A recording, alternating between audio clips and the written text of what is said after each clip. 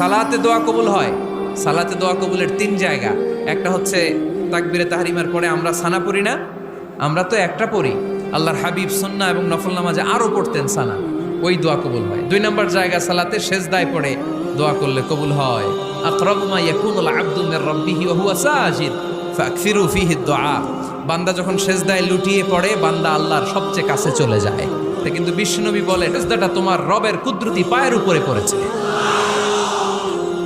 সেজদায় পড়ে দোয়া করেন। সালাম ফিরানোর আগে বিশ্বনবী দোয়া করতেন, লা ইউসাল্লিমান্না আহাদুকুম হাত্তা ইয়াতাআওয়াযা মিন আরবা'a। আল্লাহর হাবিব বললেন 4 জিনিস থেকে পানাহ না আছে আমার কোন উম্মত যেন সালাম না ফিরায়। তারা যেন পড়ে আল্লাহুম্মা ইন্নী আউযু বিকা মিন আযাবিল কবর, আউযু বিকা মিন আযাবি জাহান্নাম, আউযু বিকা মিন ফিতনাতিল মাহইয়া ওয়াল মামাত, আউযু বিকা মিন ফিতনাতিল মাসিহিদ দাজ্জাল। আল্লাহ কবরের আযাব থেকে বাঁচাও, আল্লাহ জাহান্নামের আগুন থেকে বাঁচাও, আল্লাহ